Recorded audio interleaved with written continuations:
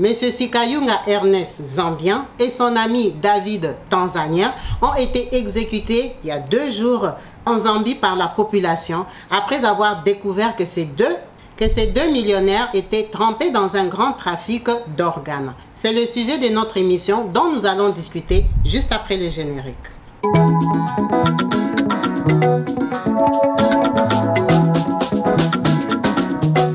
Partout dans le monde, sans exception, abonnez-vous sur la chaîne YouTube Kabibi Show TV. L'information en temps réel, Allez. Oh, partout dans le monde, Bibalete, Kakamoko, c'est Kabibi Show TV. Allez, s'abonner, abonnez-vous massivement, abonnez-vous massivement. Bonjour et bienvenue sur ma chaîne YouTube Kabibi Loba avec moi-même Maman Kabibi. Comme vous savez, ici on parle des actualités et de tout ce qui se passe autour de nous. Nous allons parler de ce qui s'est passé en Zambie il y a 2 jours.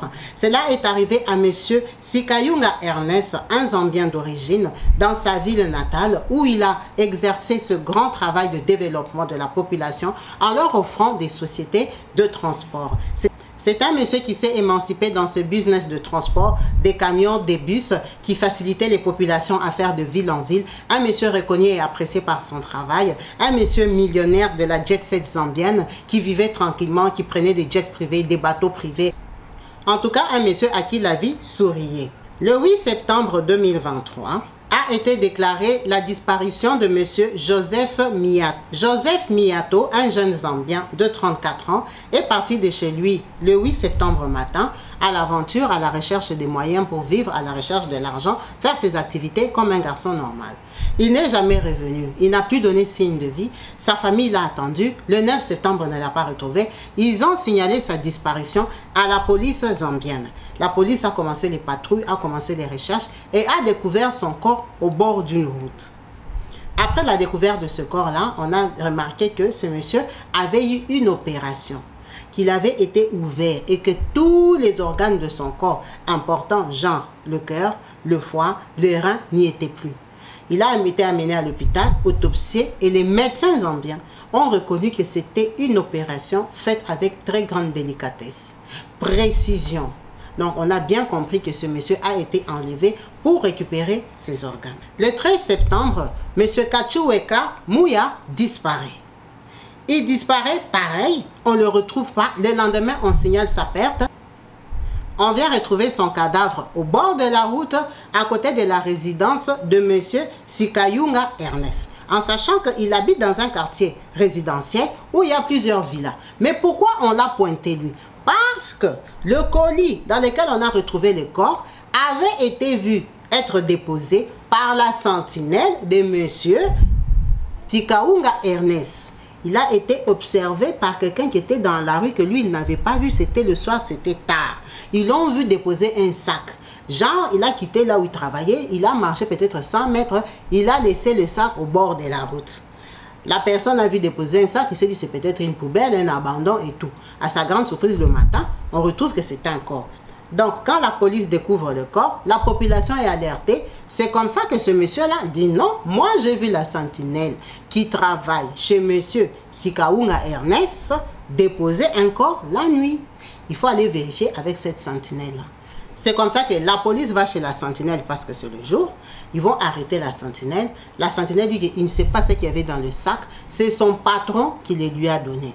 Comme les polices africaines n'ont pas beaucoup de secrets et que la population est chaude et énervée parce que ça veut dire qu'en une semaine, on a retrouvé 2 corps où on a retiré les organes, les gens sont excités et énervés.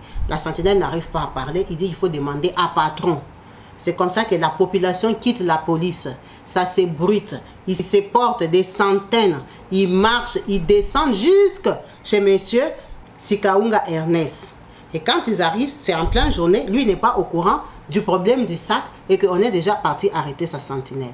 Ça veut dire que les peuples arrivent, grimpent, sautent en jambes, en train de rentrer chez monsieur Sikayunga. Commence d'abord à piller parce qu'il est millionnaire. Commence à piller les portes, piller les fenêtres, rentre, les autres pillent, les autres cherchent, les autres tombent sur monsieur David. David, c'est son ami. c'est un Tanzanien millionnaire aussi qui travaille avec Ernest le Zambien. Donc la première personne sur qui on tombe, c'est David. Double patte, on commence à frapper David. David demande c'est quoi? Oh non, on a attrapé la sentinelle de monsieur Ernest après avoir jeté un sac où il y avait un corps qui manquait des organes. David ne comprend pas, il dit que lui, il n'en sait rien. Ok, comme tu n'en sais rien, tu vas payer les pots cassés. On commence à frapper David jusqu'à David dit pardon, pardon, vous allez me tuer pour rien. Ernest, comme il est là, il est seulement dans cette maison. C'est vous qui ne l'avez pas encore trouvé. Moi, je ne sais rien. C'est Ernest qui est dans ces histoires. Moi, je suis juste son ami. Je viens de la Tanzanie. Ah bon? Donc, c'est Ernest qui est dedans. Montre-nous dans quelle pièce Ernest est. Ernest était dans une pièce blindée. On est parti casser là-bas. On a ouvert la pièce blindée. On est tombé sur Ernest. Quand on tombe sur Ernest, on entre dans cette pièce-là. En fait, c'est dans cette pièce-là qui est comme la loge d'Ernest. On a trouvé un cercueil avec des poules et plein de fétiches dans son cercueil. On a trouvé un sac stérilisé avec plein d'organes. On ne sait pas si c'est seulement les organes des Zambiens ou il y a aussi les organes des Congolais. Ça, on ne sait pas. Un sac avec des organes pleins, bien stérilisés au frais. C'est comme ça qu'ils ont compris que donc Ernest, vrai, c'est toi qui avais ordonné qu'on jette le corps là. Peut-être que même les opérations se font ici dans ta villa. Alors vous savez que la population était plus nombreuse que la police. Qu'est-ce qu'ils ont fait?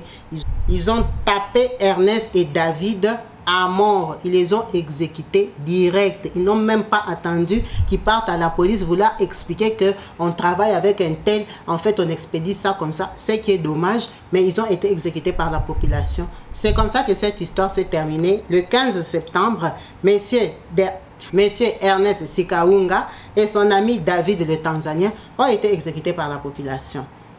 Une triste fin. C'est une triste fin parce que Ernest n'a pas fait les bons choix. Ernest s'en sortait déjà avec son business de transport, que maintenant on soupçonne que peut-être qu'il s'est enrichi à acheter des bus comme ça avec l'argent des organes. Alors le business des organes, il est fait depuis longtemps, ou il faisait autre chose et il vient de se lancer dans le business des organes. Ça, on ne sait pas, il n'y a pas de preuve, il n'y a pas d'explication parce que Ernest n'est pas là. Dans cette maison, il n'y a ni enfant ni femme. La police, après avoir fouillé toutes les affaires d'Ernest, ils ont pris ses téléphones, ses ordinateurs, tous ses contacts pour rechercher les liens des personnes avec qui il travaille. Ils ont tracé 2-3 têtes des personnes qui ont dit que la personne qui était vraiment exécutive derrière Ernest, c'était son petit frère. Mais au grand étonnement, le petit frère d'Ernest n'est plus de ce monde. Il a été tué lui-même, il a eu une mort subite comme ça, il a disparu un bon matin, on a fait le deuil, on a enterré le petit frère. En fait, le petit frère et Ernest travaillaient ensemble. Ernest a vendu son propre petit frère qui a été aussi démembré, enlever les cœurs, les reins, les poumons et tout ce que vous voulez pour aller vendre. C'est comme ça que Ernest, après la tragique mort de son frère, a commencé à bien bosser avec David qui venait de la Tanzanie. Ça allait être plus propre parce que David c'est un étranger. Ça allait faire partie toujours des business. Vous voyez des gens, oh moi je traite avec les Zambiens, moi je traite avec les Ougandais, je traite avec les Congolais, je traite avec je ne sais pas qui. Pendant que ce sont des business qui sont là pour détruire les populations. C'est vraiment dommage. C'est vraiment dommage de penser et de savoir que les personnes à qui on peut faire confiance, qu'on peut envier, qu'on peut prendre pour modèle, des personnes qui réussissent dans la vie, des personnes qui s'épanouissent dans les business. En fait, ce ne sont pas des vrais business, ce sont juste des business, des mascarades pour nous bander les yeux, nous faire croire qu'avec son travail de transport, il s'en sortait pendant que ces millions, il les trouvait autrement. Merci à vous tous d'avoir suivi cette vidéo. En attendant vos commentaires au bas de la vidéo de ce qui s'est passé en Zambie cette semaine, en espérant vous retrouver connectés et branchés sur ma chaîne YouTube Kabibi Loba. Peace and love chez vous. Bye.